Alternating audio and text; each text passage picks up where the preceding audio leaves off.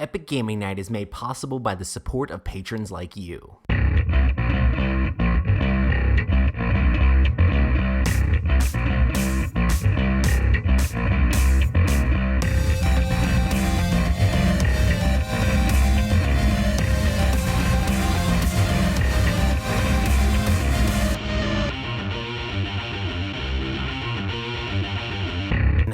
Welcome to the Epic Gaming Night podcast, a podcast about the stories and relationships board games create. I'm your host, Roy Canny, and with me as always is Matt. Hello? And Rob. I still miss the old intro because I have that memorized. Yeah. This was not that hard. Yeah, but I went for like 2 years saying the other thing, and I don't try to memorize this one. And so Gotcha. it's just different. Well, we do have a special guest tonight. John Gilmour is with us.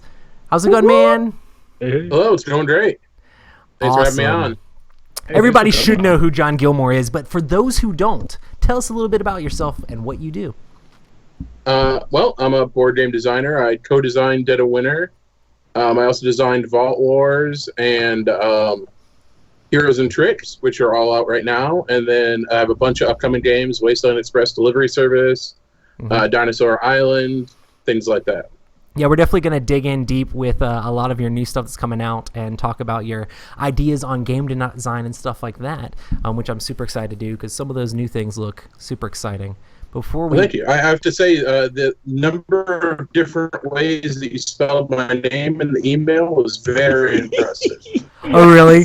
I was using Thank you so much for Apple saying dictation to type out the email. So I was like, So let me know if It's I get okay. it wrong anywhere that's actually shown, and I will fix it.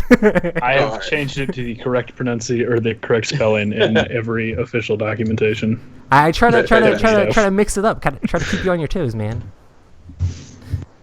I appreciate So, Jonathan, real quick before we go any further, can I ask you 2 questions? that. Yes. All right. What is your favorite color? And if you were to be in a fantasy realm, what character or what type of character would you be? If he gets it wrong, does he get thrown off the bridge? Like in No, Monty no. I Python just and the want to Holy Grail? see. I want to see how much he represents his past. I just want to see. I want to see what he's about to say right here. Burnt orange would be the color. Yeah. Okay. Or just orange if I have to. And I would probably have to choose Hobbit, I think. Hobbit. Yeah, the Hobbit holes are so damn awesome. They are pretty amazing. I was hoping you were going to say Golden Knights from Clarkson University, baby. The Golden Knights. Boy. Oh yeah. I didn't go there very long. I only went there for about half a semester and then I dropped out because stay in school, kids. Well,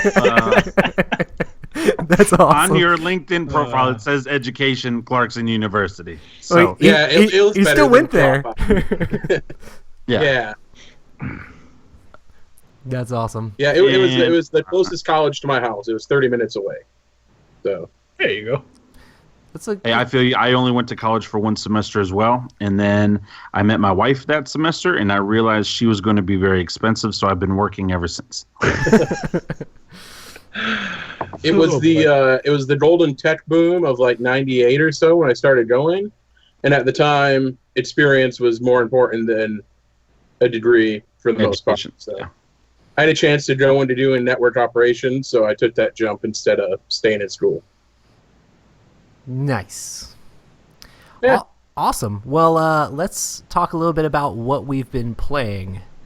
I can go ahead and start. Me and Matt got a chance to play Near and Far. This is the new Ryan Lockett game that is the follow-up to Above and Below. But this one's more like where you have a story that actually follows and goes along as you go through the book. There's a campaign mode, and you can get little subtle upgrades for your characters. You're trying to run around a city and get different characters to help out your main character, and get gold and rubies to try to complete these different quest-like artifact things you have to get you journey points.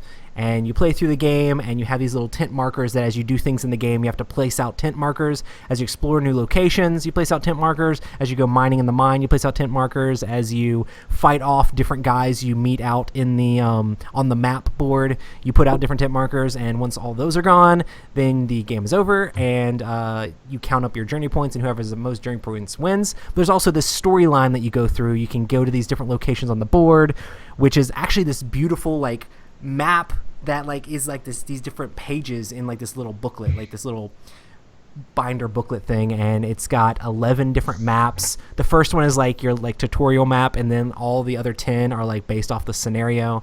You can play the game in like several different modes. But yeah, it was pretty interesting. I had a lot of fun with it. For me personally, I feel like it's right at the same level as Above and Below, because I really like Above and Below too. But I know Matt really enjoyed it as well. What did you think of the game, Matt? I mean, I really liked it. I don't know. I kind of like it a little bit better than Above and Below, personally. And I can't really qualify why. Like, appropriately. Like, it feels better to me. Like, Above and Below very much feels like, okay, I'm building places that are going to generate resources or points or do whatever, and then you're like, yeah, cool. But this actually feels like you're sort of it's more narrative driven in my mindset. Like, you're still doing the engine building, you're still trying to get up stuff, but you're trying to gather resources here and then convert that to something else over here so that you can do something else 3 turns from now that will get you that little story snippet unlock, or maybe it will get you some more gold so that you can build one of the relics or artifacts that you have in your hand. Yeah. So I thought it was a lot of fun. I definitely enjoyed the game more when we added in, like, there's an option where you can add in extra, like, story things on the board, and it speeds up, like, the scenario play, and, like, when you're playing the character mode, it speeds up, like, you do less maps if you do that. But I enjoyed, like, reading the book and doing the stories more. The first time we played, there was a lot less going on as far as that goes, but it was more exciting when there was more story, because that's like my favorite part of the game. I felt that was the part about Above and Below that I didn't love, is that there wasn't enough story in it for it to feel like a story game for me. Yeah. Like, I don't know. I feel like any game mechanically it's really sound. Yeah. I feel like any game that has a booklet, I always compare to like Tales of the Arabian Nights. Yeah, Tales of the Arabian Nights, and that game is just like, it's got so much stuff, and then you compare it to like comparatively like Seafall, where the stories are just like, oh look, you got some wood, and you're like, hey, I didn't need a book for this every time. So I'm definitely more excited. I'm definitely excited to play through it more and like see where the stories go and like how they conclude, so I can give my full opinion on the game, since it is like a scenario based or a campaign based game. So Are you playing the campaign mode or the arcade mode? we are playing the character mode, so we're going through the character storylines. So because I figured that would be cool to be like more direct, like tied with the character that you're playing. So Yeah. that's pretty awesome. Sweet. yeah. So what have you been playing, John? Prototypes. I have not been able to play very many actual published games. Gotcha. Yeah, like what kind of prototypes? Like what? Like what exactly? A lot of it's stuff that I don't even have sold yet, like stuff that I'm trying to get ready to pitch at Origins. Nice. I have one that's a real-time cooperative cooking game that's kind of loosely based on the video game Overcooked. Cool. I'm co-designing that with John Dubois, who did Avignon, which is an incredible game. And then a hidden trader block building game where you have to, like, everybody has a different piece of information about this structure that's made out of different shapes and colors of blocks. But one of the person doesn't want the structure to get made. And there's a bunch of restrictions on how you and what you can communicate. But you have, within 15 minutes, you have to build this structure in the middle of the table. But one person's working against you. That sounds kind of crazy. It's real weird. I'm trying to make some real weird games right now. No, I like that though. Hey, Like, no, that's I like that because we love building games, block building games, and all types of stuff like that, whether it's blocks or cards. But to have like a trader mechanic while building, Yeah, here, let me hold on one second. I'll show you roughly what it looks like. Okay. Let me see. I can screen share. All right, so these are the cards that the different players have, and it plays right now up to 6 players. So everybody can see the cards from a different perspective, except some of them can see it from the corners, yeah, but they don't see any of the colors. And then this starts the solution. It's gonna mess up our overlay really bad for the people watching on the stream.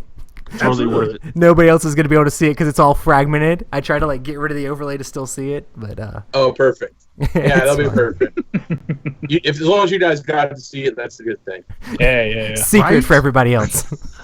They have to puzzle it together in their mind from each of our windows and be like, okay, if we put Matt's window over here and Rob's window over here, that's awesome. So yeah, that's one of the ones that I'm working on right now. Awesome. How many like designs do you have like up in the air at one time normally when you're designing games? Let me look at my whiteboard.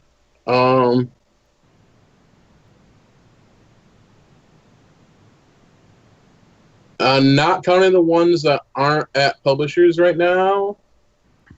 I have 8 things at publisher and 9 things not at publisher. That's crazy. So 17 projects altogether. Gotcha. How long? Well, never mind, because I imagine it'll be a question that we ask future. Yeah, we can get into a little bit more game design. Rob, did you get a chance to play anything? Bro, I played some Telestrations. I haven't played Telestrations in a while. We had some, sorry, hit my mic. We had some Just friends so over excited this about weekend. Telestrations. Hey, Telestrations is a hilarious game.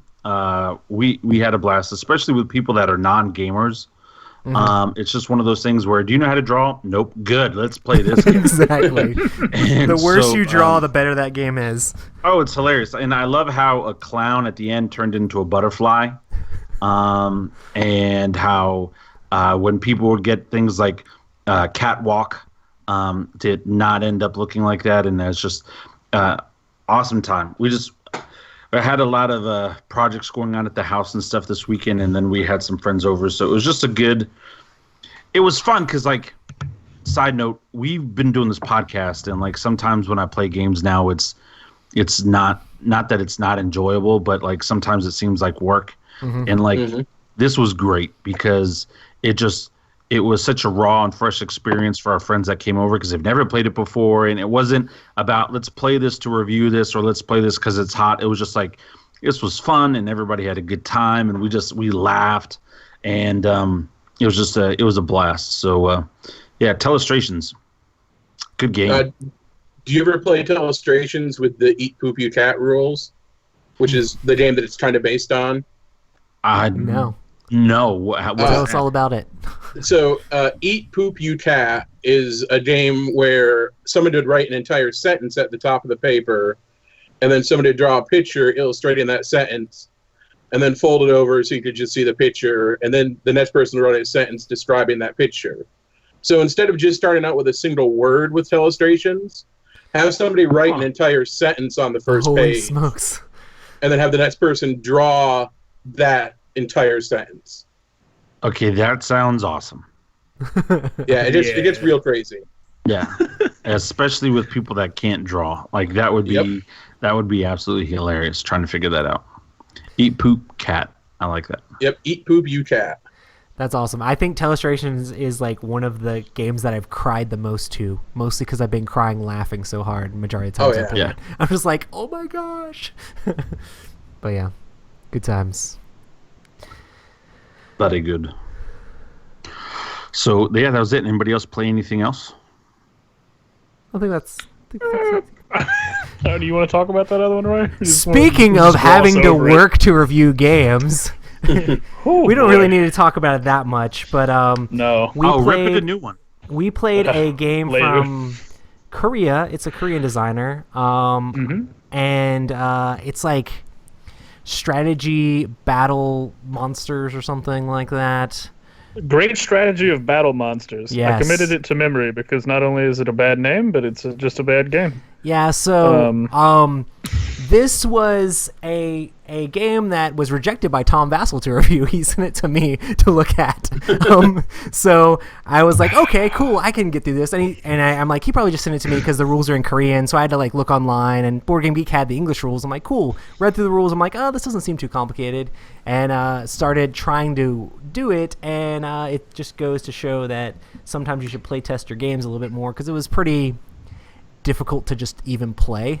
Like, it wasn't hard to understand what we were supposed to do. It was just hard to do anything that you were supposed to do. So it's like, okay, I understand how this works, and I understand all the mechanics, but it doesn't like fundamentally work like sat out on the board. And it like looks cool and interesting, and it's a game with a bunch of different fantasy monsters, and they like go deep into all sorts of different like folklore, pulling out all these different creatures from fantasy like folklore. And that's awesome. Like, I am a huge fan of like dungeon crawls and crazy fantasy, and like the artwork is kind of like old school Dungeons and Dragons ish artwork. Like, it's not like the best artwork ever, but like I like classic fantasy monsters. So I was like, yeah, let's do this. Let's play this game.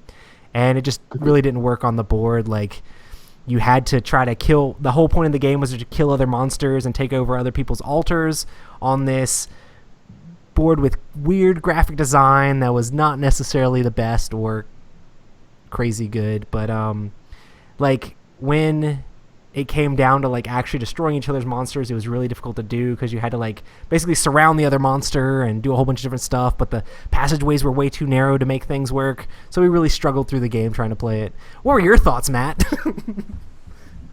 I feel like I could come up with a game in about 5 minutes that would play better than this game. And I feel bad because, I wanted it to be awesome. And I was like, yeah, because it looked awesome. Like, it was a bunch of different pieces, and like all the little monsters were on pogs and things like that. But there were like several suggestions, like what you said, like the monsters, once you get them on the board, you have the cards in front of you, but there's so many out there. How do you know which monsters are yours? You can't really tell very easily which ones are yours. So it's kind of like...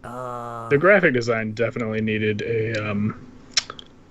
an overhaul, to say the least. It was something else. Like, the visibility on the board was just very hard to even figure out, like, where you needed to go or what you needed to do. And then all of your pieces, you couldn't really tell if it was your piece or somebody else's, so you just had to keep up with like a stable of 5 to 6 monsters per person that you were playing with, and it was just, whoo boy. I always feel bad about like doing negative reviews and things like that, but it's a game that's like, hey man, it's okay. That's what Tom Vassell wants your job to be. Maybe take this back to the drawing board a little bit, work on it more. Take some tips from Jonathan Gilmour and get it play tested some. Like, I will say, like, they did, like you were saying, recommend with like a breadth of fantasy monsters that was really interesting. Like, one of the things that I thought was neat is one of the cards was a Kelpie, which is like a horse from Irish folklore that, like, if you touch it, you just kind of get sucked into it, and then it just pulls you into the water and drowns you. And I was just like, oh, that's neat. I've never seen that like anywhere. Yeah, that's crazy. We did have a bunch of fun, like, looking at all the fantasy monsters. We're like, oh my goodness, here's a Yeti, and oh my goodness, here's this, and oh my goodness, here's that, and like, oh, look at all these crazy different things. And the insert for the box was actually pretty cool too, because it had like separations for all the different like levels of monsters and each different element. It had places for the dice. It had all this stuff that was thought out, but then the game just on the table was super underwhelming / unplayable. So yeah, but you know, what was it, self-published or put out by a publisher? I feel like it was self-published, and that was probably a big part of it. It's kind of hard to tell because it's all in Korean, so maybe they had a Korean publisher, but it's not going to be anybody that I recognized. So, and the Board Game Geek page is very sparse on it since it's from Korea. So it's a game that maybe someone designed themselves, published it themselves, and sent it to the Dice Tower to try to get it looked at, or maybe they had like an actual publisher do it, but I'm not really 100% sure. But definitely looks like it was self-made or whatever, because it doesn't have that polished feel. But yeah, hard times. Anyway, now that we got all down on that, it's time to get excited because we're going to talk to Jonathan Gilmour about all the awesome Let's get stuff. all deep into Jonathan. Just get real deep. Rob already has the LinkedIn profile printed That's out, all right. so I don't know how much deeper you can get than that. I'm trying to find him on Tinder, though. I'm trying to be able to. I want to get that date You're going. going to swipe right? Hey, he's a handsome dude, bro. Oh. Jonathan's like, what did I get myself into? I came onto the wrong podcast. Bro, you helped co-create Dead of Winter. Yes. I'm gonna rub your hand. I'm gonna, All right. I'm gonna, That's not I'm gonna weird. give you a back massage, and I'm gonna take you out for a really nice dinner. We're gonna go see a great movie. We're gonna exchange digits, and then I'm gonna wait like 2 months before I call you. But that night, we're gonna have a great time. Awesome. Well, now that that's out of the way, how did you get into board gaming? How did I get into board gaming? Yes. It was probably 10 years ago-ish. I was just kind of sick. You know, my wife and I spent a lot of time watching TV and movies, and I wanted to do something that was a little bit more engaging than that. You know, I played video games in my spare time. Gotcha. So I had grown up playing board games and role-playing games, Mhm. and I played a lot of Magic the Gathering in high school.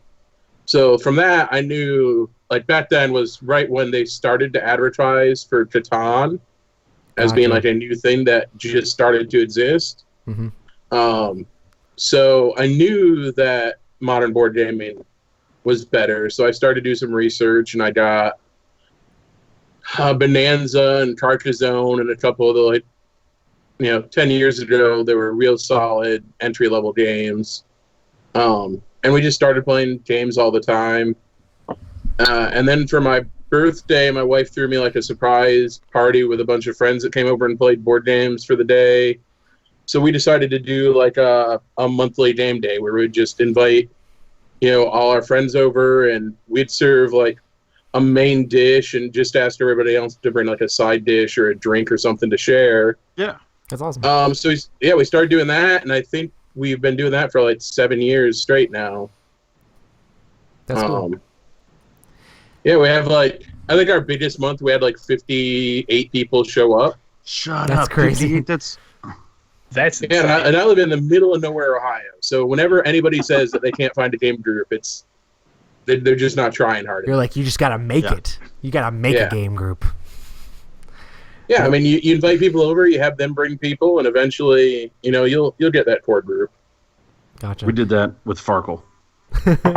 I kind of did that with a bunch of my game group is coworkers, and I was just, hey, board games. Hey, what do you know about board games? Let's come over here. Let's play some board games. So, Oh yeah, Slowly that suck was one people of my in. big recruiting spots. Is the factory that I worked at.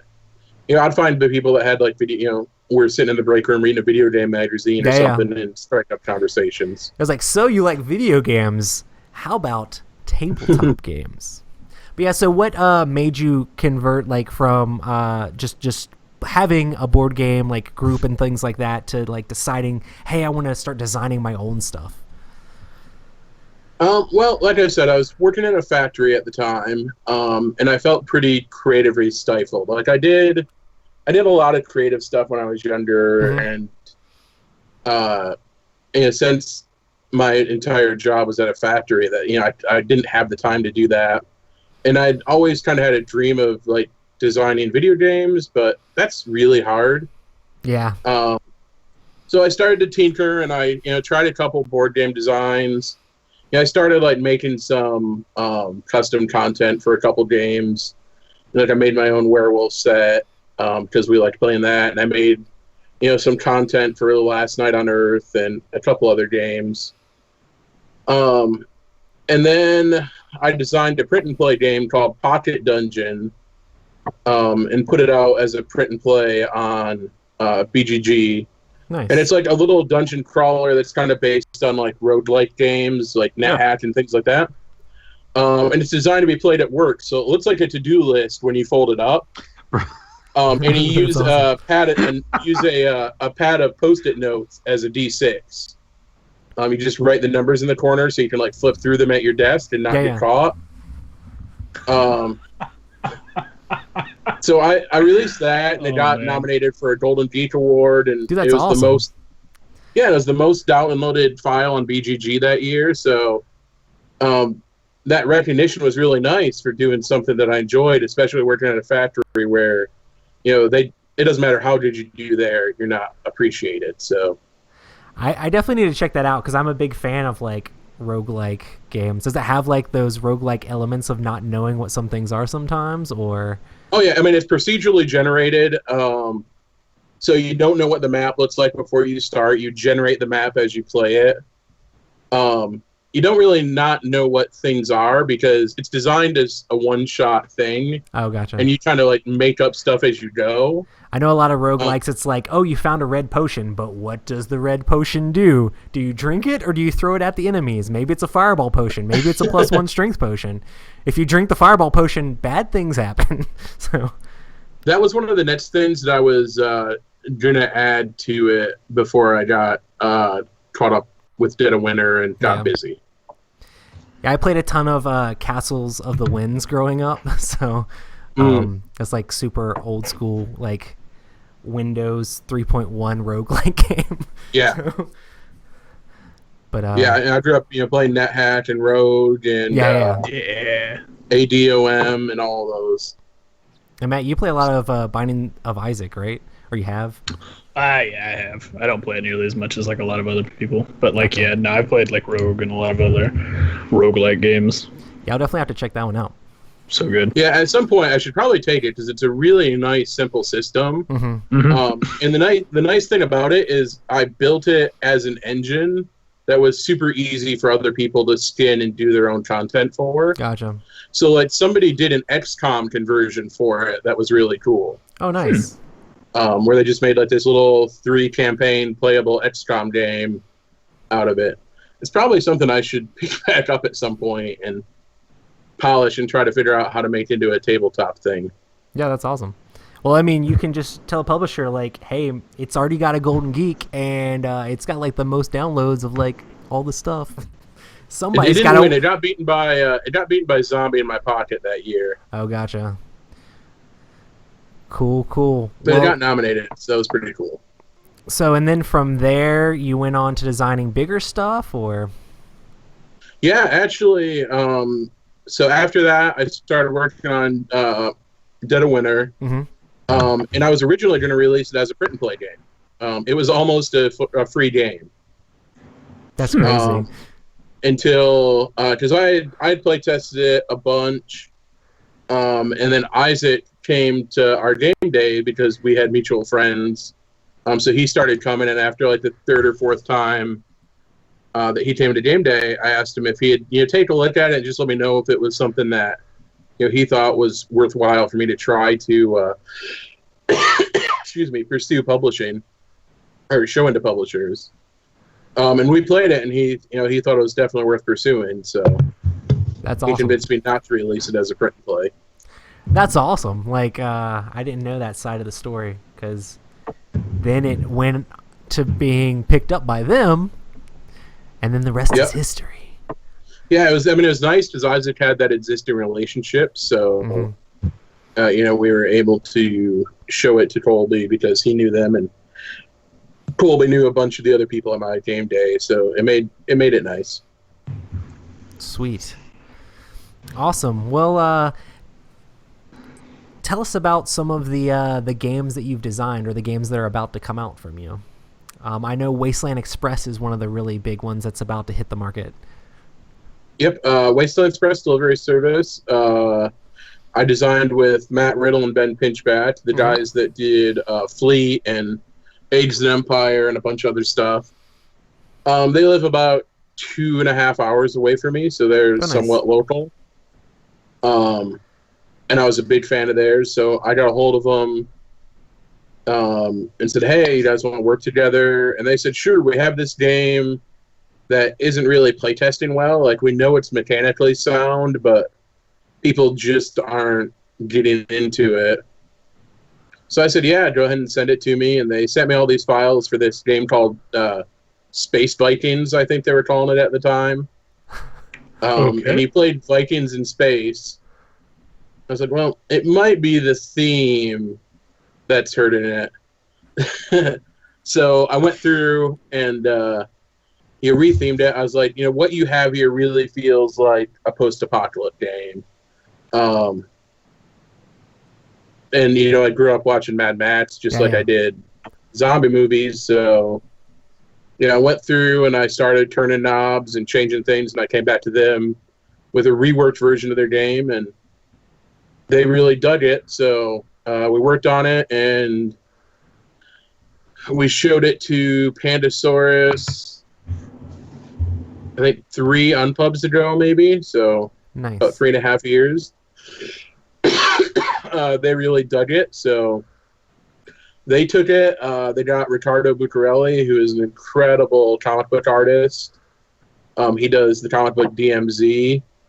He illustrates it. So they just kind of let him go wild and create this beautifully colorful world with like lots of really weird, deviant wastelanders. Yeah, the artwork is definitely crazy.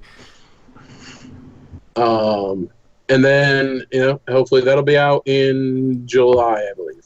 How do some of the mechanics work? Is it like pick up and deliver-ish, or? Yeah, so at its core, it's a really slick pick up and deliver. One of the cool things is the board is made with octagons instead of hexes. Mm-hmm. So every 4 tiles has a square in the middle of it, a diamond really. Mm-hmm. They have an empty space, and then we put the outpost in that. So like all the octagons are your movement and travel around, and then in between those are the places that you visit. So the board looks super unique. I've never seen a board that looks like it with those ox. And then Matt and Ben had this really cool acceleration system where the longer you moved, the more spaces you would move every turn. So you like start if your first turn you move 3 spaces, your next turn you'd move 4, and then your next turn you'd move 5. But if you ever do any other action like buy or sell or combat, then you lose all your acceleration and start over. Gotcha. That's pretty cool. It really felt like trucking to me. Like the longer the haul you made, the faster you could go. But like short little stop and goes, were less efficient. So I saw that the game has like these cool like plastic trucks and things like that, and and there's like you can like upgrade them with different mods and things like that, or. Yeah, so you have your player board has like a little diagram for your truck, and then you can outfit it in different ways. Like you can buy more storage for weapons or more storage for food and water, or you can buy machine guns and radiation shields and other things like that that'll help you navigate the wasteland. Because not only can you go and buy stuff and sell it like a pick up deliver game, but you can also go and just attack raiders or attack the raider enclaves and steal their resources and then go sell them to the people. Oh, that's awesome. Yeah, and a lot of different paths to victory. It's essentially a race to 3 victory points, and there's almost always 3 public victory points, and then you can pick up private goals during the game. So it's not everybody's doing the same thing, because you can work on these private quests that are worth victory points as well. That's awesome. It definitely sounds like something that's like right up my alley. I can't wait to try that one out. I know that the insert like inside the box like is ridiculous. Like there's the mod shop or whatever has like all the different parts separated out, and then there's a cardboard insert that pops into it, and like everything's all like perfectly separated out, basically like Mechs and Minions is. It looks pretty ridiculous. Yeah, and for a Euro game with hundreds of bits, like just being able to take out this tray and set it on the table, and that's the setup, is so nice. Like it cuts the setup time from about 18 minutes down to, I think there's a video of Nathan setting it up in like 7.5 minutes. That's awesome. And for a big Euro game, like that's really fast. That's actually really fast, yeah. That's sweet. Yeah, and like instead of doing cubes for the resources, all the resources are 3D or are modeled and printed out in plastic, so all the cubes look like the things that they are. Oh, that's sweet. And then the raiders that travel around the board, the cubes like fit in the back of their truck, so you can look at the board and see You see, that raider's carrying water and guns, so I'm going to go attack him and steal his stuff. Dude, I'm so excited to like see the finished product of this on the table. It's got table presence for days. It's so beautiful when it's set up. Like it draws a crowd, which is nice. So when is it? This was a Kickstarter, right? Or it was not. Okay, so No, this it one's went coming direct to straight market. from Pandasaurus. Yep. Pre-orders should deliver in July, I believe. Oh, I had pre-orders, yeah. Unless you add it on to your Dinosaur Island Pledge Manager, and then it will ship with your Dinosaur Island later this year to save shipping costs. Sweet. Awesome. Cool. So the next one that you're doing, you just mentioned, is Dinosaur Island. Can you tell us a little bit about that one? Yeah, Dinosaur Island I designed with Brian Lewis. He did a game called Titans of Industry a few years back, and he's another local designer. I really like working with local people because we can meet up once a week and chip away at things. Ohio represent? He's a Michigander. I'm right on the border, but Gotcha. yeah, Ohio represent. So Dinosaur Island is a worker placement game where all the players run a theme park where you build dinosaurs and display them to the public. But in this world, there's acceptable losses. Like, people get eaten and the park still opens up the next day. It's not such a big deal. They signed a disclaimer when they came in. It's fine. So you're building your theme park. It's worker placement. So you have two different boards. You have a lab board where you do like a little worker placement thing. And then you have your park board where you're building your theme park, and then people come and visit it and try to generate victory points and not get eaten. And you can build security to try to corral the dinosaurs a little bit more reliably. So yeah, it's a really nice mid-weight Euro game, like right about the weight of like viticulture. Gotcha. And I know you guys went with like a crazy like retro-ish look to the game as well. It's super neon. Yeah, we got a lot of negative and positive feedback about it.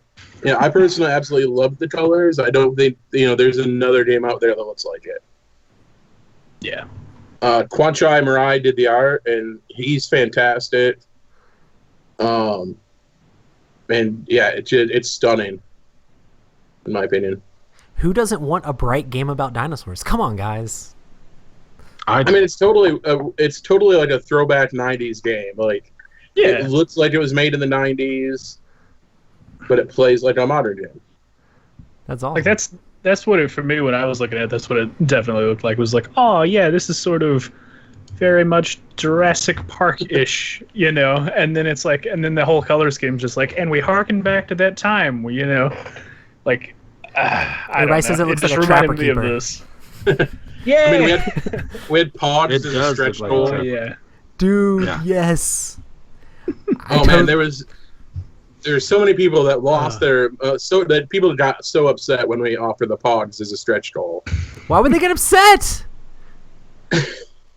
They're like, "Oh, you're just wasting our money that we're giving you. Spend it on upgrading or spend it on free shipping." And we're like, somebody on Pogs. BGG said it best. They're like, offer a free art book and nobody says a word, but offer Pogs with artwork on them and everybody loses their mind. Yeah. Yeah.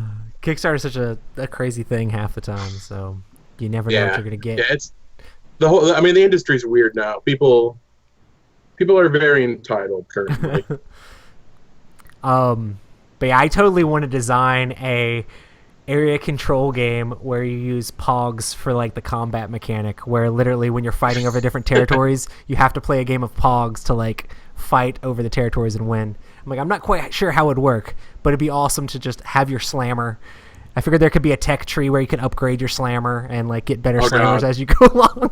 I came up with this whole I can see idea. it right now, like you and your opponent are stacking up your units against each other, and you Yeah. like take turns stacking them up, and you like slam the whole stack, and whoever has the most facing up at the end wins. Yeah, so I figured you and your opponent would both have units or whatever in the battle. If you flip over theirs, you kill them on your turn. If you flip over your own, you get to have them as attack, and whoever has like the most of their own at the end of combat wins the combat, and the other side dies. But I'm like, I'd play that. It could be crazy. I'm like, I would have to test it out to see if like the combats took too long as you're like both sitting there trying to slam. Because for some reason I remember, maybe it was just being a kid, you get where there's like 1 or 2 pogs left and you just couldn't get them to flip over.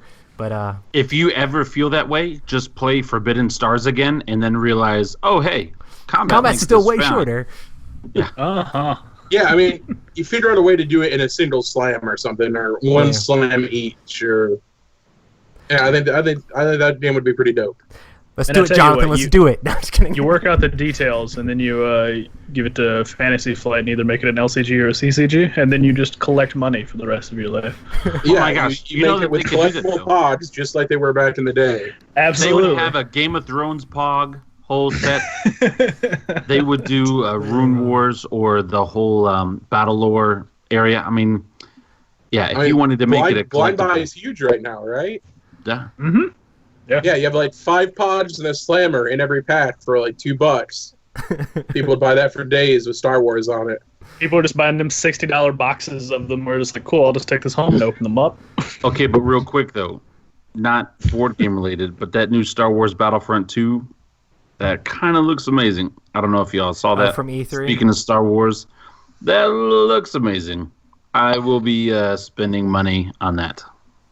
And I'll tell you what, though, this E3 looks really good. What I've seen so far this year. Yeah, there's been a lot of awesome stuff out of it. Yeah, Not I to recently just sidetrack switched too over much. to PlayStation, so I know the PlayStation show went on tonight. So when we get done with this, I'll be watching the highlights. But Yeah, I'm excited to check it out. This is the upside of having multiple monitors. I can participate, look up all the stuff I need to do to the show notes, and watch the Sony press conference all at the same time. Nice. Awesome. Well, Dinosaur Island definitely looks awesome. Will definitely be. When is that going to be hitting like store shelves for different people who want to check that out? We're hoping to deliver it to backers in like late August, early September. Gotcha. So a lot of people are worried that we're not going to meet that schedule because that's really aggressive for a Kickstarter. But I mean, we kickstarted it with everything pretty much ready to go. Gotcha. So I mean, it went to print like the week after the Kickstarter ended. I like that. Gameland Games recently just did the same thing with their Heroes of Land, Air, and Sea. They started their Kickstarter, and everything's going to be ready to go and ship by March. And they've got like 100+ minis coming with the game. So I'm pretty pumped for that. Yeah, I mean, when there's games that I backed like 3 years ago that I'm still waiting for, like, it's just not acceptable. It's not acceptable. Massive darkness. So those 2 games, are they going to be for demo and stuff at the upcoming conventions? I know Pandasaurus will be there, and I'll have copies of both. I don't think they have a booth at Origins, but I believe they have a booth at Gen Con. Gotcha. Awesome. And hopefully Wasteland Express should be for sale at Gen Con. Sweet. And maybe Dinosaur Island, because that's August 17th, right? Got to airship those things in, man. Yeah, if you don't want to make any money, that's the way to do it. Got to build that hype. It generates hype, and that's what it's about. No, absolutely. That's why you do that. You say, oh, we airshipped in 400 copies, and we sold out in an hour. We didn't make anything, but hopefully people like the game. Yeah, but people will be playing it. You see, you have 400 copies around the convention that people are playing, and that's worth it. So I know you're working with IDW on the Atari arcade board games. Is there anything you can tell us about those? I can talk about a couple of them. A couple of them are still in process, so I don't want to say too much. Super secret. I think they announced the first 3. So we have Centipede is going to be the first one. Oh, nice. And then about 4 months later, we'll have Asteroids and then Missile Command. What? They came to me with a project. They were like, we're in talks for these IPs. Would really like you to like curate the series for us. Find designers that you want to work with, and then you work with them. Develop the games, and then hand them off to us, and we'll do the graphic design and all that stuff, and then. Okay, but all right, you're blowing my mind here. So we're having these classic games come out as board games. Are they going to be like, for example, like, did you say Centipede? Did I hear Centipede? Mm-hmm. Yes. I did. Centipede's going to be the first one. That's being designed by Anthony and Cole from Cardboard Fortress. They did Laser Riders and Resistor. Gotcha. See, well, is it going to play? Let me ask you this: have you played the Adventure at Kimball's Cascade? I have not played it, but I've watched a bunch of videos about it. Because see, to me, that looks like that old arcade style type of thing. Is this? Yeah. Is like how are you going to do that with a game like Centipede? I mean, granted, it's not a video game, so you can't have it like for like. But like, is the Centipede going to be controlled by cards, or if you can't get into that, it's fine because if it's still in design. But like, I don't know. That's really blowing my mind. I would buy it just because that was like a lot of my childhood. Those old Atari games. So Kimball's Cascade is definitely, they set out to do a shoot 'em up, kind of like the different bullet hell type games. And with Centipede, so one of the things that I want to do with the series is some of the things are going to be analogs of the arcade games, and then some of them are going to be more inspired by. So, like for example, I can't talk a ton about it. Like Missile Command is a negotiation game. You can talk as much as you want, man. No one's going to stop you. Oh boy. So Missile Command is a negotiation game where you're launching missiles at each other in different lanes, and if the missiles launch in the same lane, they'll hit and explode. But I mean, there's no negotiation in the original Missile Command. And it's also a one-player game, so it's nowhere near as exciting.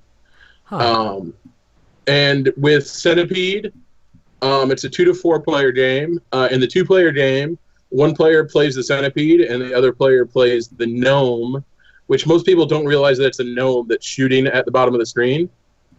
And then you're just the Centipede's trying to come down and attack the gnome, and the gnome's trying to shoot the Centipede.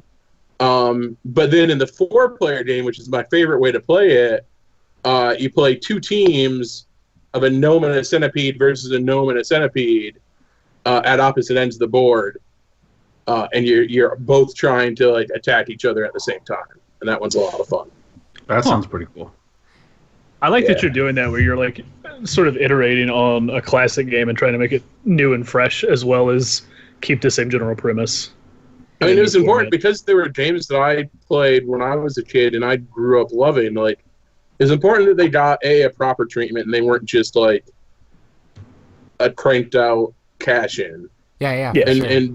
And B, that they were like good modern board games. Now, like one of the challenges is because we'll be presenting them to people who play video games and not board games. Like they all have to be very accessible and very easy to learn. So trying to do that and make them really good. Like there aren't any entry level negotiation games really. And that's one of my favorite styles of games. Yeah. Why? First of all, I love this idea of the 4-player game. It's basically 2 2-player games, but you're working together. What made you want to do that? Because you'll see a lot of games where it's 2 teams and you take an action team, I take an action team type of a thing. But where did you come up with the idea of 2 individual games that affect each other? Because that's more or less what it is, if I'm understanding it correctly, and I like that a lot more. No, it's all on the same board. So yeah, but it's 1 player versus 1 player, and then the other player versus the other player, right? And they're both trying to fight for the middle or something. No, there's interaction. So like it's a lot like the 2-player game where the centipede that's coming this way is trying to get the gnome on this side. Okay. And the centipede. So you're trying to work together. Like it has a completely different dynamic than the 2-player game. Because the gnome is trying to like clear out the way for its own centipede and like make better routes for it to go down. So it becomes a lot more aggressive, which is a lot of fun. Gotcha. Okay. I'm definitely excited to see how all these happen. I'm really excited. We have some really cool ideas to add like a cool toy factor to a lot of them. Asteroids is a dexterity game. I'm designing that with Jim Schott, who's a local designer. Sweet. And he's really good at designing dexterity games. Asteroids is a lot of fun right now too. Is it going to be like True to Asteroids, where, like, could you almost mix asteroids with the rubber banditos and try to shoot stuff, and then will the asteroids break off? You know how awesome that would be? You get to throw stuff at each other, and then you hope they shoot it from hitting them. Well, definitely the asteroids bust up and become pixels on the board, which is pretty awesome. The dexterity, you'll be like the first or the last person to just not quit from all the whelps that's just like hitting their body.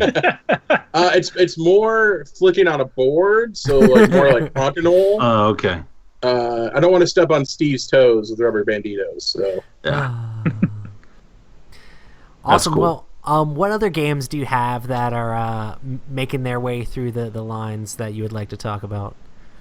I have the Outpost series with Daryl's Andrews from IDW. That just kind of got a pretty big announcement and a trailer last week.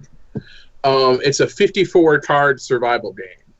Oh, So it's a really cool challenge. Like, how could we do a survival game in just a deck of cards? So like all the cards are multi-use, and there's going to be a series of these games. So the first one takes place in Siberia, and like you're just trying to last until the deck runs out. And if you survive, then that's the goal of that one. Then the next game of the series adds some different mechanics and has some different gameplay, while the core is kind of the same. But it's a fully co-op survival game that plays in about half an hour to 45 minutes in a 54 card deck. Gotcha. What kind of survival setting is it? So the first one's Siberia. So like you have to deal with trying to find food and water, and also there's like these super gross monsters that are attacking. Oh, nice. Not like normal monsters, but super gross ones. No, super gross. Like all sorts of weird mutants and stuff. Yeah, I'd actually been looking at this for a little while now, and I love it because it kind of looks like Fallout, but just like in Russia. Like there's just a whole lot of just crazy, like, man, I don't know. It's good.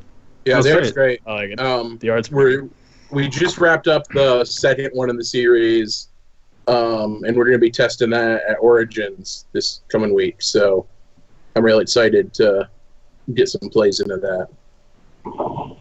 Awesome.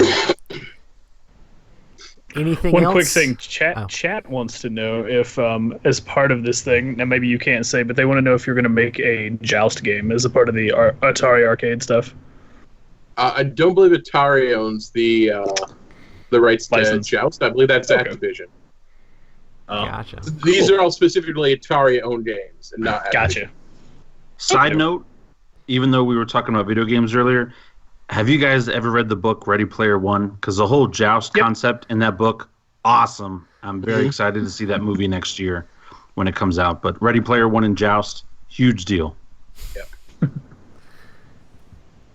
Have you read that book, Roy? Nope. I've heard a lot of good things about it. I'll let you borrow my... No, I don't... Yeah, I have a copy. Yeah, because I think I read it on the e-reader, but I also have a physical copy. It's really good. Awesome. I've heard a ton of great things. Oh, yeah.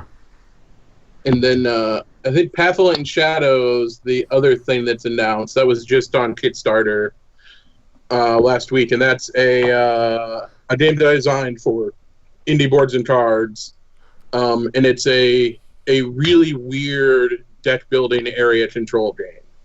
That's awesome. And I say weird because it doesn't do the traditional deck building things, and it doesn't do traditional area control things. With the deck building portion of it, when they came to me and asked me to design a game, because this wasn't something I pitched to them, this is an idea that they gave to me and then asked me to come back with a game. They're like, we want the Game of Thrones game that nobody else is making right now. Yes! They're like, all the other ones are just about the war, right? Like, they're all the battles. And I was like, well, my favorite part of a Game of Thrones is like when Daenerys and everybody else is like traveling across and building their armies. And like you're recruiting all these different factions of people and trying to bring them under your wing. And to me, that's my favorite part of the books. So that's kind of what this game focuses on. You have just your leader on this map, and it's this beautiful illustrated map of the world that it's set in. And you're traveling from realm to realm and recruiting people. But unlike normal deck builders, there isn't a market where you buy cards from. When you recruit, you just take cards from the realm that you're at and put them into your discard pile. So you don't have any control over like what people are joining your army. Because you're just like, hey, I need people in my army. Anybody who will join me, come in. Yeah.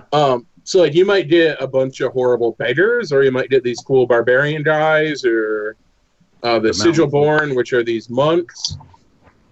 But because you don't have a lot of choice in what goes into your deck, what you do have is a lot of choice about how you deal with the things in your deck.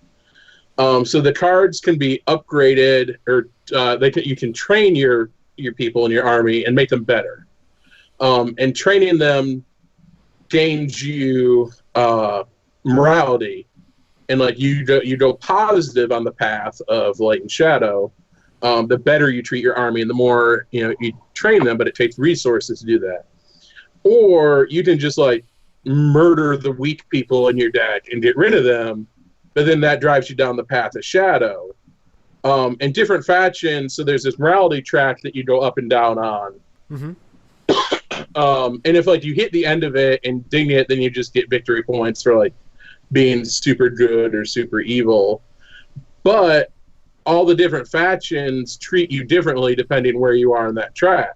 Gotcha. Like the barbarians love it when you're evil, so like sometimes you'll just like take people into your army so that you can kill them and get even more down the path of shadow. And then the Sigilborn love it when you're super kind, and he rewards you for that. Yeah, but so you that's can't be super kind in Game of Thrones. Like sure you can. The Starks treat their people really well. And they're all and they're all dead. They're not all dead. They're not all dead, but they've grown up. They've grown up. Well, that's one of my favorite things about this game. Like, one of the difficult things about it is that there's a lot of strategy to the game, and it's not all super evident your first play. It is a game that very much rewards you coming back to it, multiple times. And like a game with 4 people who all know the game really well is super tense, and like everybody's neck and neck. But like your first game of it, you're not going to have a lot of sense going into it. But the path of cruelty is like the easiest path to take. And the funnest, maybe. And the funnest for a lot of people. So like that's kind of the beginner path. But all the other strategies are like really well balanced. So like a good player is going to compete no matter what strategy they take. And then it has these really nice 3D castle pieces on the board, because like as you fight in the different realms, the castle pieces represent how many victory points that realm is worth. Oh, nice. And as you fight, you can inflict ruin on the realm, and you'll take these pieces off the board as you fight over it. So like Roy and I might be fighting over this realm, and at the end of all our battles, it's like worth 1 victory point because we just destroyed everything when we were fighting over. That sounds like Roy. And then, so like the deck building's really weird, and then the area control's weird because you only have 1 dude on the map. So it's area control without the typical dudes on a map setup. That's definitely intriguing. I'm excited to see how that one plays overall. Yeah, Man vs. Meeple has a really good video on it, and there's a bunch of good videos on the Kickstarter page, but it just ended last Friday. Sweet. Not I think that's the the majority. What's that? Sorry. I said that stinks. I would have backed it. That sounds really good. I You'll appreciate get my money. Awesome. So I know we talked about Dead of Winter a little bit, but since that was kind of like the game that started you off, how excited were you when the success started to pour in for that game? Oh, blew my mind. That Gen Con when we released, like being there, because it was like my fourth time attending Gen Con. But I'd always attended as, just a a consumer. But being in there an hour before the doors opened, and then when the doors opened, seeing that rush of people and people lining up for my game was, it's incredible. Like that's that convinced me that it's something I wanted to do full time, no matter what that took. Gotcha. So, That's yeah, awesome. and the response has been great. It and the Long Night, I think, are both in like 12 different languages now, and I mean, it won a Golden Geek Award. It's been insane. I never would have expected it when we were working on it, but I knew we had something good. But Yeah. I mean, good's not good enough right now or anymore. So I didn't know if it was. I'm very critical of my own work, so I didn't think that it was good enough. That's awesome. Well, it's had the Long Night come out, and that is awesome too. Add some new interesting things to the game, and I know that Warring Colonies is supposed to come out for it as well. I don't know if there's anything you can share about it, but isn't that supposed to be coming out? Is it going to be in time for Gen Con, or?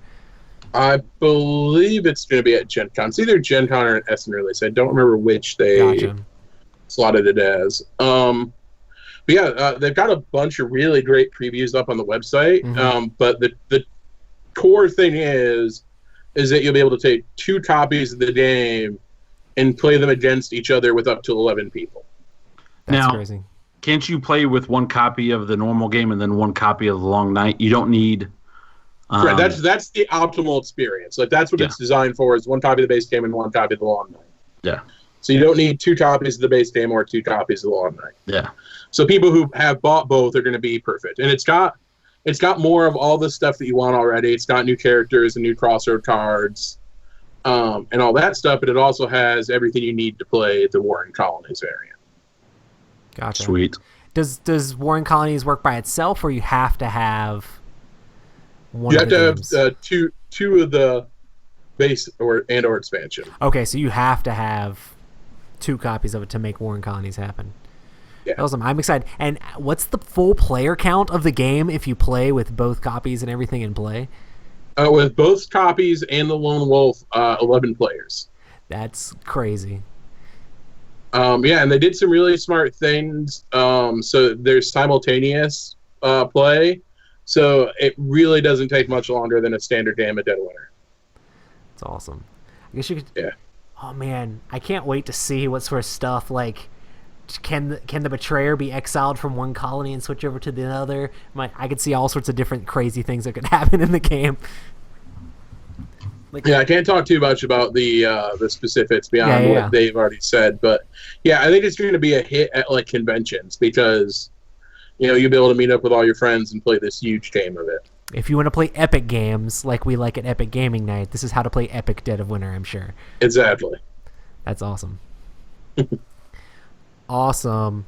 Well, we talked a lot about designing board games. What do you think your overall philosophy is when it comes to designing board games? What do you try to aim for? I like to view myself as an experience-first designer. A lot of designers either classify themselves as theme-first or mechanics-first. Mm-hmm. Yeah. But for me, the most important thing is the experience. Like that's what I look for when people are playtesting my games and I'm watching them play. Like I want to see if they're slipping into the game and are they saying like, "Oh, I'll roll the dice," or are they saying, "I'm going to make an attack and throw a bunch of dice"? Like those are 2 different things. If the players aren't engaging, art and graphic design and all the finished stuff adds a lot to a game. Mm-hmm. But like if at the prototype level they are associating it with what you're trying to do, like I feel like you're probably not in the right place. Gotcha. And don't get me wrong, I mean, there's games that are purely mechanical that I really love, that have very little theme. But I think the games that are best are where the theme and mechanics meet and make the experience. Like I think Agricola is a very thematic game, and a lot of people disagree, but like I feel like it makes you feel like a starving farmer when you play it. Starving being the key word. Yeah. And the mechanics and the theme and the art all help make that happen. So that's kind of my core thing. The other main philosophy I have is like, I won't design and sign a game that I don't want to play like 100 times. And I know a lot of designers when we're like, hey, do you want to play whatever game that you worked on? They'll just be like, no, I don't want to look at that game anymore. Like I don't know how many times I play tested Dead of Winter because I didn't record those individual plays. Uh-huh. But I know I've played like 130 times on the finished version of it. Yeah. And like because I wanted to make a game that I knew I would love and that my group would love. So yeah, and it's also a kind of game that works good. I mean, because if you play it with different people, it could totally be a different experience. Because half the time you're playing the other people than just the game. You know. Oh yeah, I love playing that at conventions and with a completely new group of people that doesn't know what to expect. Rob will tell you learn a lot about a person when you have to figure out if they're the traitor or not, and they have a chance to backstab you. Oh. Absolutely. Oh, yeah. Absolutely. Yeah. When I love my favorite thing over the years of that game is watching people make decisions, based on their own morality and not on game mechanics. Yeah. And if you can get people to ignore the game mechanics and make their decisions not necessarily based on those, I think that's when a game's absolutely the best. Mm-hmm. See, I did that at first when I first played Dead of Winter. I was like, man, what would Robert do? And Robert would, at least I like to tell myself I would help out the group and do other things like that. But now when I play, I'm like, this is not real. So what crazy stuff would Robert do? And now, like, I love it when I'm the traitor or the betrayer, and I'm just so helpful. And it just, because the game's already tough, even without the traitor mechanic. Oh, yeah. The game is already tough, especially with those stupid missions, and you get medicine after medicine after medicine, and the hospital is empty because you guys have searched it so much. Love it. And then that's my favorite part, when you can stab them in the back while smiling at them. Just, hey, as you slide it in the back of the ribs, it's the best. Yeah. And there were there was a vocal group of people who are like, oh, it's way too easy for the betrayer to win. I've seen so many times when the betrayer tries to win and then they lose the game because the game beats everybody. So yeah, or that, or like if you know what to do to like counteract the betrayer, like there's definitely things that you can do to stop that from happening. Mm-hmm. And like people complain about the betrayer possibly having a back-to-back turn, right? If they're the last player and then they're the first player right after that. But like when it's the last 3 turns of the game, like a turn doesn't go by where I don't discuss at the table about why we should exile the person who's the last player in the turn before their turn. Yeah. Like I look at that player real hard and I say, has he done anything that I think that we should exile them for? And if they have, then I'm sorry, you got to go, because I don't want you to have that double turn. And also, like, people are like, well, the betrayer doesn't necessarily have to do anything. Like they do. Like they definitely have to get their goal. Cards. Yeah. And those things are typically harder than the standard goals. Mm-hmm. So, like, if you see somebody hoarding cards or with a bunch of survivors, that raises questions. And I'm like, think about it. Like, when you watch a good zombie movie and the betrayer, pops up in that, like, you didn't necessarily know they were going to do it until then. And sometimes you're not the betrayer and you just really need to hold on to specific cards. So people shouldn't get mad at you when you didn't pay for the specific things at the end of the game, because you really people should get mad. They should have paid theirs because it wasn't on their goal. So you should keep your own for yourself. But they did pay theirs. They did pay their Roy. And what makes you such an evil person is you convinced those people to drop what they were doing so you could win and they would lose. Even when they said, "I've got what I need to win my mission." We were like right at the edge of the game. I had everything I needed. I'm like, hey, you're trolling them. You so guys hard. should have these kind of cards because you went to these places, so you need to drop them right now so we can win the game. I talked people out of winning their thing. Winning their thing. I don't have it, guys. I don't have it, and he did. Hey, He's such a liar. I wasn't the betrayer, and I won the game. You know, I mean, what else can you ask for? I mean, I didn't know that they weren't completing let's theirs. Say that was real. You won the game. Everybody else died, and now you're all alone in this cold winter. But I got a stack of medicine. I got a stack of food. I'm good, right? You were speaking of experiences. Is this the kind of experience you want to create? Oh yeah, absolutely. Like, I want to make games that people talk about after they're done playing them. We've been talking about this for almost a year. I love it. I love it. But yeah, from the first time we played The Long Night or whatever, that was that game. Yeah, that was that game. Awesome. So, you do a lot of work with other designers, co-designing a bunch of different games. What's different about like working with yourself on doing a design and then working with a co-designer?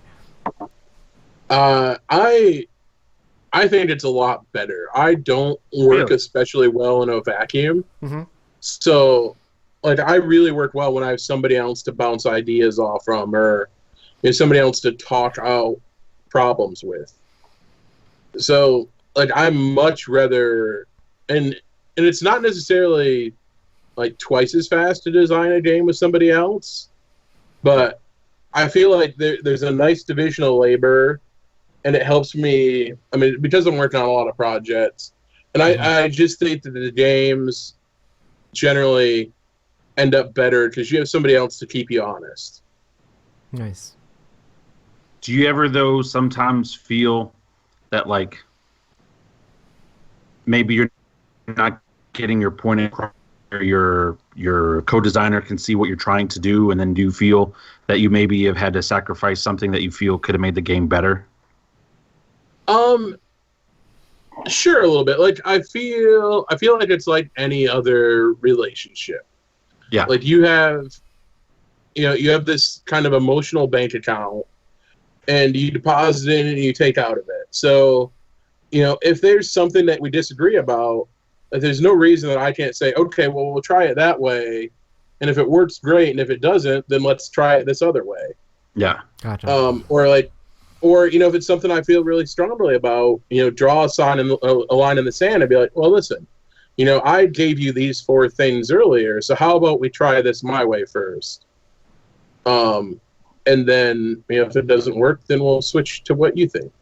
Yeah. And like any, like I said, it's a relationship. So, being clear about your expectations up front and, having good communication is the most important thing. Yeah. That's awesome. No, I think that was a great analogy. Yeah, I try to be a pretty easy guy to work with, so I think that helps too. Like, I don't ever think of myself as the smartest guy in the room, and I don't ever want to be the smartest guy in the room. Like, so it's easy for me to say, okay, well, your idea is probably better than mine anyway, so let's try that. Gotcha. Has there ever been anything that was cut from a game that you wish had made it in at any point, whether it be the co-designer or a publisher somewhere? You don't have to specify which one, but... No, you do. Specifics and who screwed you. We want dirt! No, I'm kidding. Yeah. There was a pretty significant change to Dead of Winter during the playtesting. Mm-hmm. That when Isaac told me about it, I was very much against until I played it, and I was like, oh no, you were absolutely right. Like, this is just better. Gotcha. And it's something I'll reuse at some point because I really liked it, but it just wasn't right. So originally, there wasn't the exposure die that everybody hates. There was a deck of cards. And anytime you suffered exposure, deck. you drew it. Yeah, there's an exposure deck. And anytime you suffered exposure, you would draw a card from that. And they had the same results as the dice, pretty much. There were just a scratch and a wound and bitten. Well, what happened differently, though, is if it was a wound, you would play it face up underneath that character, and 3 wounds, and they would die. Or if it was a scratch or bitten, you would put it face down underneath of the character. And then there were certain, some of the crisis cards would trigger revealing all the exposure cards, and then all the bitten people would outbreak at the same time. So it became this thing of like, Rob's character over there has the trucker has like 8 cards underneath of him, and I totally think he's probably bitten. So you should either just like sacrifice him, or get him somewhere when he turns, he's not going to take out a bunch of people with him. And I loved it. Like it was one of the things I was most attached to in the game. But that change worked so much better. Okay. Yeah, that dice really is amazing. But yeah, I mean, I do see what you're talking about with your idea, but yeah, the dice. I feel like that has some of that theme of, hey, they've just got a scratch. They're okay. I mean, they'll be fine, right? Like they're good. Yeah. They're cool. And then like all of a sudden, like, oh no, they turned. Yeah, it was. I mean, we lost some really great moments of that, but we gained so many other great moments of like, oh well, I don't want to send this guy because it's really important, so somebody give me some fuel, so I don't have to risk it. Yeah. And it was just a huge simplification. It was like a rule that you didn't have to teach anymore. And that die is definitely infamous now, so for sure. The very first time I ever played that game, John, I was the very first player. It was actually at Gen Con the year it came out. I had already pre-ordered my copy. Super excited. Who was it? It was Alex, actually, who was demoing the game. Super pumped. Very first roll for the very first player, I rolled the tooth. I had the mare. Just died. Right there. It's like I love how the ninja just breaks probability. Yeah. Like, I don't know how many times I've seen Mike Cho, as his very first move, just step outside and die. But the math doesn't work out for the number of times that I've seen it happen. I just like that it's thematically he's the worst ninja ever. He's just like, hey everybody, oh god. Yeah, he's like running across the rooftop, and he leaps and just like face first into the ground. That's awesome. Good stuff. Because he's wearing all black in that snowstorm. Yeah, Pretty easy to pinpoint. When you put it like that, yeah. but that's the sequel fixed it, right? Because then it's a long night, so it's dark again. Nice. So since you do all these co-designs, do you have a dream designer that you would love to work with? Oh man, so many. I mean, I'm friends with Eric Lane. I'd love to design a game with him, but that guy is so busy that, and especially now that he's full time with Cool Mini or Not. Vlada is one of my favorite designers of all time, so it'd be a dream to design a game with him. Either one of the Brunos, I love most of the things that they design, so they're on the list. That's awesome. Yeah, I mean, I'm usually pretty open. Pretty much anybody who approaches me and says, "Hey, you want to co-design something?" I'll generally at least discuss it with them. Awesome. What do you think the primary thing that a designer should focus on when they're trying to design their game is?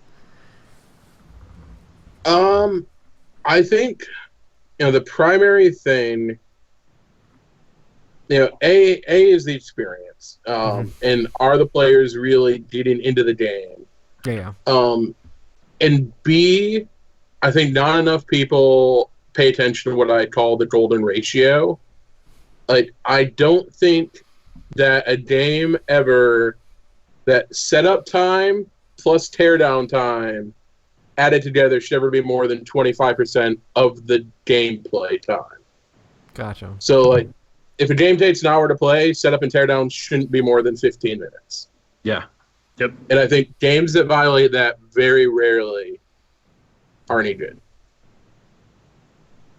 Because it just doesn't warrant it. I mean, we're there to play games, so If you have a game that's complicated to set up and explain, cut stuff out of it. With Dinosaur Island, is a very humbling experience, and I learned a lot with that game.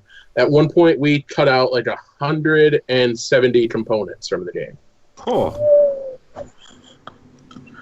And it made it so much better. How was that not like a complete starting over? Because it had a lot of components. Like, we turned a lot of like shits into tracks and stuff that just streamlined what they did. Like, you used to get DNA tokens, but then we made them into tracks. So it turned 20 tokens per player into 6 cubes. There you go. That's awesome. I would do that. It's pretty solid. Streamline. That's the biggest thing. Awesome. And don't be afraid to kill your babies. I love that exposure deck, but it just wasn't right for the game. Well, what about that? Just brainstorming here because you've inspired me. What about a Handsome Rob standee with the power that looks can kill and Dead of Winter? Yeah, easily. Like, for example, Easily. Well, here's what you do, and here's his power. I got you. So if Handsome Rob is at the colony, he turns one zombie into a helpless survivor because he is so handsome. He brings them back to life. And if he But he doesn't bring them back to life to make them useful. He brings them back to life to sit there. But still, then if he is outside searching for anything, honestly, I think helpless survivors are worse than zombies. Just saying. I know, but he's just so handsome. He brings them back to life. He can't be all powerful. But he's also got an ability where instead of needing a gun, he can just blow kisses, and that kills maybe bandits because it makes them confused and they run into a horde of zombies. And so he can just sit there and blow kisses. I'd be down. It makes them confused. I'm so sure John is writing Colby an email right now to petition him for that. I'm so sure. Done. And sent. And then Colby said, Robert Newman, delete. This guy sends me like 4 emails a day about Handsome Rob. Don't title it Robert Newman, please. It will not go anywhere. That's awesome. Cool. So if you had one tip to give someone who is looking to design a board game, what would it be? Streamline. Make your game simpler. That's 3 tips. I'm just kidding. It's there's no such thing as a game that's too simple. I've fallen in love over the years with games that are elegant, and I want to more and more make games that are, when people play them, they're like, oh, this game does just what it needs to do. There's like no extra bullshit in it. Yeah. That's awesome. And I think that's kind of where the industry's headed, because ain't nobody got time for that. Nice, but what's that? Ain't nobody got time for that. Yeah. Things that are too long or too crazy. When Codenames came out, it was just like, oh my god, how has no one made this game? It's the simplest thing ever, and it was huge. I mean, you can still have a long game that's streamlined. Yeah. And I think there are definitely long games that I love, but like turns have to go fast, and the game has to feel like you're not just sitting around. For sure. I hate that. That kills games. So you're speaking to my heart. Awesome. So I think we already talked about it a little bit, but what all conventions are you going to for the rest of this year that people might be able to hit you up at? So I will be at Origins this week. Yep, Wednesday until Sunday. I'll be at Gen Con for most of the week there. Mm-hmm. I'll be at WashingCon in Washington, D.C. At the beginning of September. Grand Con in Grand Rapids. Metatopia in New Jersey, which is a playtesting convention. And Yukon in Ann Arbor. Nice. I know you talked a lot about unpubs and things like that. What all is unpub for anybody who doesn't know about that? Because you talked about publishers seeing your games at unpub. So Unpub, or Protospiel for people who don't know, are Unpub's getting pretty big, but there's smaller conventions that designers can go to get people to play test their games, and hopefully show them to design or to publishers. But there's not any kind of guarantee. Like this year, Unpub, there was like Zev from WizKids is walking around, and Nathan from Dinosaur. So there was a couple publishers walking around and looking at things that piqued their interest. But the main reason to go is to get people to play test your game that you can't normally get to. Yeah, that's awesome.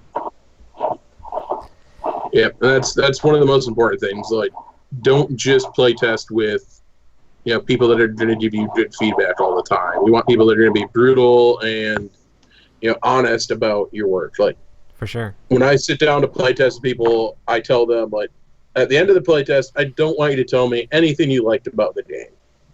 Gotcha. Like, I already know what's good about the game. I designed it. Like, I should know what's good. Yeah. Just tell me all the bad things. Tell me what you didn't like. If the answer is nothing, then great, I'm doing it correctly. But the answer probably should never be nothing until I'm like at least 75% done with it. That's awesome. I've never heard that before. I think that's like a good approach to be like, hey, just tell me what you disliked. And also, it's a rough conversation to have when you sit down and play test somebody's game, and they're like, "Oh, will you play test my game?" I absolutely will, but I'm not going to tell you anything nice. Gotcha. Like, I'm going to tell you all the disgusting, awful stuff about your game, and I'm going to be very honest about it. Well, I mean, and you're probably going to cry a little bit. It is important to get that feedback about what people think needs to be changed or what they don't like about the game, because a lot of times people might not necessarily tell you that stuff unless you're open and honest about wanting that information, because people don't necessarily want to ruffle feathers, but that's what you need, because you don't want to get your game to the market and then the masses tell you what they don't like about your game. They will tell you very vocally, even if there aren't problems with it, or if they play it wrong, they will tell you what was wrong with their game. Yeah, for sure.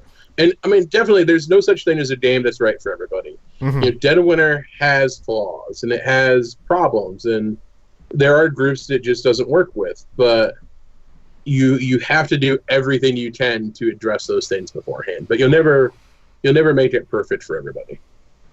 Nice. And that's why I don't play with them. You don't play with the people that don't think your game is perfect? No. I was just with everybody. I agree actually with everything that you're saying about the criticism, because I think it really only makes you better. And it's an honest opinion of what's going on. I do the same thing with my book that I'm writing. I send it to people that don't like to read in my genre, and I send it to people that I know are going to just grill me on stupid things. And then after I get done crying, then I send it to friends who are going to be like, "Robert, you're great. Robert, you're nice. You're great." But at first, I send it to people I know that aren't going to like it, and tell me what's broken about my story. And so the fact they do that about games, I think, is smart. Yeah, and I love sitting down with somebody and I try to give them. I always start with the elevator pitch, like the 10-second. This is this kind of game. This like this plus this and whatever. And I always love hearing, "Well, I don't like this type of game." Great, like you're definitely going to tell me things that you don't like about it. Yeah, like you started off being very honest with me that you're probably not going to like the game. Nice. Do you have to take some certain stuff with a grain of salt sometimes, or can you weed out like, well, this is obviously just not their type of game, or like how do you handle like the different feedback from people sometimes? Absolutely, like that's the hardest part of the skill of playtesting is weeding out that information, because not everybody, a lot of people are going to tell you how they would design the game or how they want the game to be, and sometimes that just isn't your vision. Right. Like, one of the things that I've kind of come to terms with is, like, if someone's like, "Oh, there's a lot of multiplayer solitaire in this game," sometimes that's just the game. Like, that's not a bad thing necessarily. Yeah, there's definitely people that want their games to be more like that. So yeah, so I mean, you have to be true to your vision. Like, you shouldn't just change because one person told you to. But you have to hear what's behind what they're saying, and try to figure out, does that ring true? Mm-hmm. Awesome. So, what is your all-time personal favorite tabletop game? Oh, that's a tough one. I only have 4 games that I consider perfect 10s at this point. Gotcha. So I'd probably have a hard time choosing one of them. Cosmic Encounter. Sweet. Is definitely one of my absolute tops. Gotta have that negotiation. Yeah, I love it. I think it's a masterclass in a game balancing itself with the players, and balancing itself by being unbalanced as well. Mm-hmm. I think that Nations is a 10. That's one of my favorite games. And it's kind of the other end of the spectrum. I think it's the best civilization game out there. I've played the dice game, but I've never played the full regular Nations. The dice game's good, but it cuts too much of what makes the game great out. It's a very nice, very light dice game. If it had one little layer, like if the leaders had special powers, I think that would be, and they'll probably add it with an expansion. But like, I just want a little bit more. Gotcha. And then Hanabi is the perfect 10. I think that's just an example of elegance in game design, and I think that it's a great example of how making like one small change in the design can completely change it.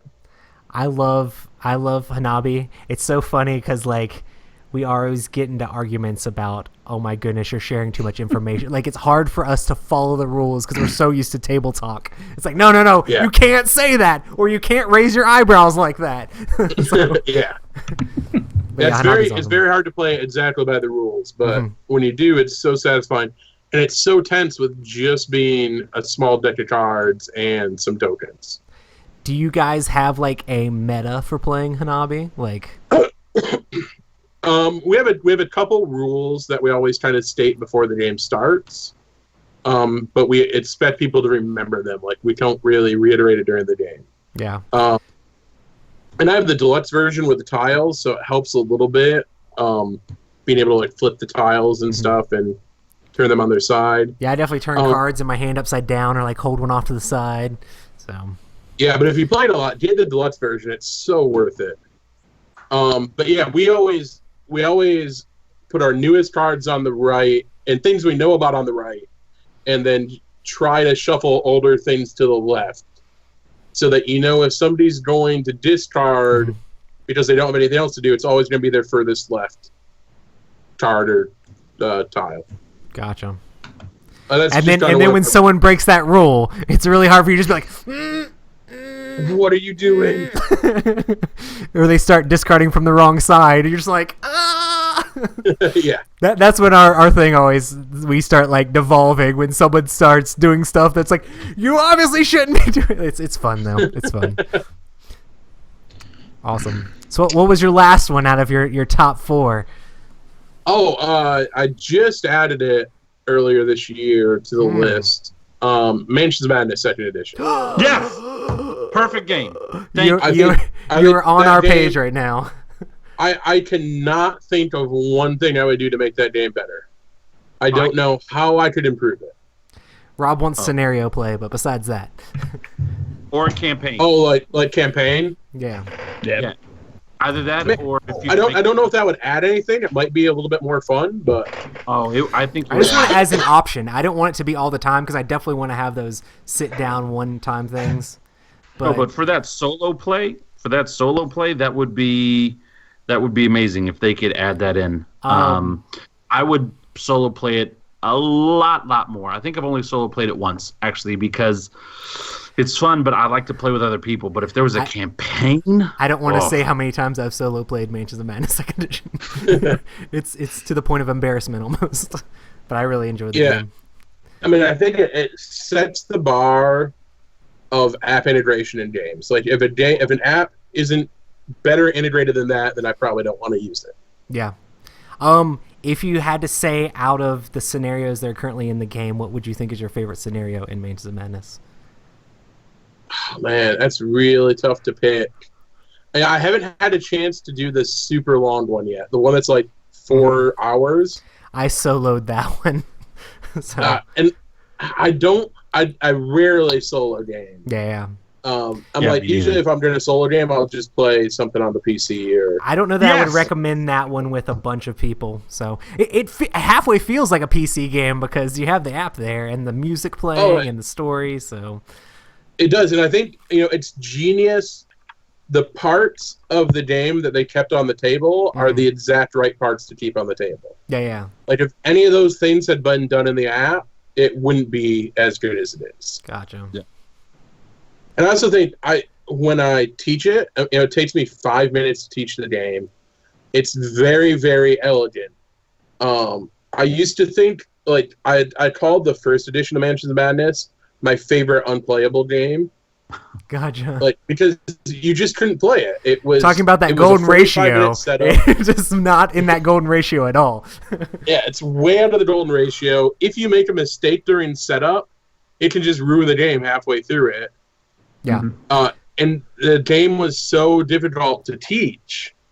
Like, they fixed every single thing about the first edition. For me, for first edition, I always had it set up. I meticulously set it up before anyone came over. It was never a game you could pull off the shelf and play. It was one of those games where you had to have it set up with no one around so you can think and make sure you're putting everything in the right place and double check all your work. If you have people around, it's not gonna work the same way. So. And I love the fact that they added really subtle stuff like dialogue trees. So when you play that same scenario again, I'm going to say something different this time and see what happens. For real. Yeah. And I think going back to the elegance of it, it's not a thing that a lot of people.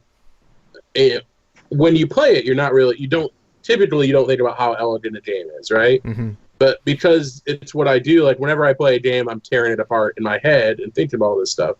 But the fact that they put trade and pick up as the same action is just genius. Mm-hmm. That's such a nice simplification that it's the trade action also lets me drop or pick up any number of things off the floor. Great. Mm-hmm. I don't need 2 different actions to do this thing that's really the same. Yeah. Awesome. Yeah. Yeah, and I really love the mechanics for when you go insane, and there could be add a trader into the game. I don't know. There's just so much great stuff about that game that I love. I lied. That is the one thing I would change. You don't like that? I like it in general, and I'm probably going to take out all the ones that can be instantly won as soon as you get them. As soon as it gets flipped? Well, yeah, there's the one that's if you go insane and there's 4 tiles on fire, then you win the game. Gotcha. Yeah. It's so unsatisfying when somebody gets that, I won, game over. Yeah, I haven't seen that happen yet. But... Yeah, I've had it happen twice. With that and if you're alone in a space with a knife, in theory, it's really good because if somebody doesn't have the knife, then they're trying to get one. But if they already do, then it's just an instant win condition, and it's unsatisfying. Interesting. Yeah. Yeah, I've never had those come up for me, but I do feel like the how tense it makes it when somebody gets those, and you're just never quite sure if they're on your side anymore. When before you were 100% working together, and even when they're still helping you, you're just but are they just helping me to get at the right moment to betray me? So. I love them in theory, and I really, really, in general, I don't do house rules at all. Gotcha, yeah, I think house rules are insulting and shouldn't. Okay, people should play the games the way they want to play the games, and I know that I should be fine with people house ruling games, but I look at game design like cooking. Mm-hmm. Like if I go to a nice restaurant, I shouldn't have to season my food. Gotcha. Yep. Right? And if I'm a chef and I watch somebody dump a bunch of salt on my food, like it's insulting. It's telling me that I didn't do a good job originally. So Gotcha. like I have a really hard time with house rules, but I love that game so much. I'm like, I'll just take those cards out. Gotcha. Yeah, I could definitely see that being a problem. It hasn't happened to me yet, and the expansion adds, or the first like expansion for the actual second edition, the small box one or whatever, adds like a whole bunch more insanity. So it might help to thin out some of that a little bit. So, but like when I got it right when it came out, and like by the end of the year, I think we had played 15 times. Holy smokes, that's awesome. Yeah, so I mean, I was playing it every time I got together with people the games I was breaking out. So we didn't have all that added stuff yet. But yeah, the expansion helps some. For sure. Awesome. So is there anything else you'd like to talk about or promote before we wrap this thing up? Man, I don't think it. We really shielded everything that I have to shield. Shameless. Let's do it. Yeah, I mean, check out Pathlight and Shadow, Dinosaur Island, Wasteland Express Delivery Service, Outpost. I got a lot of exciting things coming up in the next year, so hopefully people like them. Awesome. I think they will. I'm definitely excited I'm really to proud check of everything them out. that's coming up. For sure. So if anybody wants to find you, where can they find you on social media and such? You can find me on Twitter at John, Jon Gilmour, Gilmour. Not any of the plethora of ways that you guys spelled it. Oh, that's how you Just spell Roy. it. That's Just my Roy. fault. Just Roy. I usually don't give up my email and website. It's infectiousplay.com. Awesome. Well, thanks so much for coming on the show. We stream these Tuesday night at 9 p.m. Eastern Time. Normally, this is our Monday night podcast, but you can check us out there. Make sure to hit us up on Twitter and Instagram at Epic Gaming Night, and also make sure to check out all our reviews and Favorite Game Friday over on the Dice Tower. We also want to say thank you so much to all of our amazing patrons who help support the show. If you want to help support Epic Gaming Night, make sure to check out patreon.com/Epic Gaming Night. And thanks again, John, so much for coming on the show. And It's my pleasure. Thanks for having me. We'll see everybody next time. Yeah, thank you so much, John. We appreciate it. And for those that want John's email or social security or physical address, just check out hit the me a LinkedIn. message. I've got it all. I've got it all for you. I give my phone number out to a surprising amount of strangers before conventions, especially on Reddit. Like people are like, "Hey, are you gonna be at this convention?" I'm like, "Yeah, here's my phone number. Just try to get a hold of me." Dude, phone number on Reddit. That sounds terrifying. Yeah, But you got them DMs. I You don't have haven't to got just be killed like, yet. here it is. Yeah, So yeah. do you no, have I like would just never do like that. you have a bunch of burner phones or something like that you just go through? That's what I should do. I should just pick up Convention page and phones? go. Yeah. Dude, that may not be a bad idea. For like $25, you go to Walmart and you get one of those like prepaid minute things that has like 200 text messages. Just text this number. Yes. Yeah, Awesome. you heard it here, folks. Adam says John, I always get you're everybody's great. name wrong. Yes, He's not wrong about that either. he's not. Awesome. Well, All we're right. going to stop this stream. Thanks, everybody who checked us out on chat. Yeah. We'll see you guys next time. Peace. Bye.